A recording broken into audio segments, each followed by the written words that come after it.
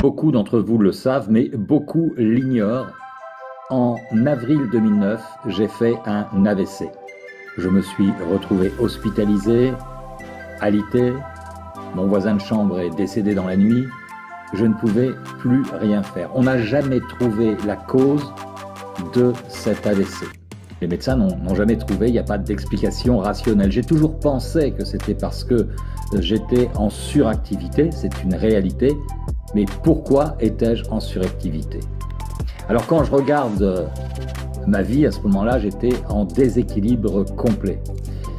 J'avais perdu ma maman il y a quelques années auparavant, j'étais fâché avec mon père, on avait de très mauvaises relations, je ne parlais plus à ma sœur non plus, et je n'avais pas énormément de boulot, j'étais comédien à l'époque, et donc je prenais tout ce qui arrivait pour remplir, probablement pour me remplir avec cette peur du manque. Cette peur du manque, elle venait d'où? Elle venait probablement du manque d'amour de moi-même. À l'été, je devais réaliser un film au Maroc. Alors, j'ai consacré toute mon énergie à préparer ce film et après, j'ai complètement changé de vie. Quelle a été ma méthode pour changer de vie, pour me recentrer? Ça a été véritablement les programmes de méditation guidée de Deepak Chopra, entre autres. Et ça m'a fait un bien fou. Ça m'a fait un bien fou parce que j'étais canalisé, je méditais tous les jours et j'ai pu reprendre finalement un rythme de vie qui me correspondait plus, être beaucoup plus à l'écoute de moi-même, commencer à m'aimer, à reconnaître mes talents parce que je prenais le temps de m'arrêter dans la journée simplement quelques minutes par jour pendant des longues périodes. Alors effectivement, j'avais médité il y a longtemps avant, dans la méditation zen, le zazen, mais j'avais arrêté et finalement tout s'est décentré petit à petit. Donc je crois qu'il faut une discipline, une régularité si on veut vraiment reprendre pied. Parce que quand on perd pied, quand on est en déséquilibre, comme je l'étais en 2009, on perd tout. J'ai tout perdu. J'étais en couple, je me suis retrouvé tout seul.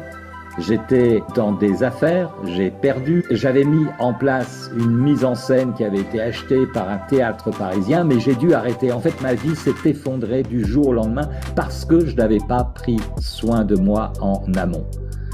Alors, ces méditations, bien sûr, elles m'ont fait beaucoup de bien. Je les ai partagées à des amis, à des dizaines, des centaines d'amis, et ça leur a fait aussi du bien. Oui, la méditation, c'est le seul moyen que je connaisse actuellement pour reprendre pied, reprendre confiance en soi, s'aimer soi-même, s'estimer et pouvoir passer à l'action de manière raisonnable et raisonnée.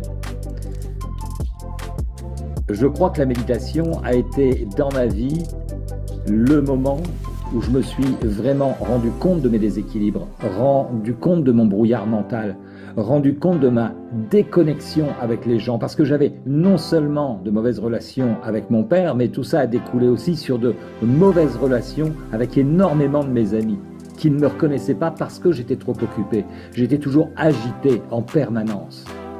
Alors, la méditation, ça m'a permis de remettre tout à plat. Aujourd'hui, j'ai construit une communauté qui me fait confiance. J'ai construit des relations amicales avec des gens extraordinaires et fabuleux. Et tout ça, j'y tiens. C'est pour ça que je médite encore tous les jours et tous les jours. Parce que je me suis rendu compte que, en fait, ma réussite, elle ne tenait qu'à peu de choses. Et que tout pouvait s'effondrer par rapport à mon déséquilibre mental. Et comme je ne veux pas que ça t'arrive, j'ai créé ce programme.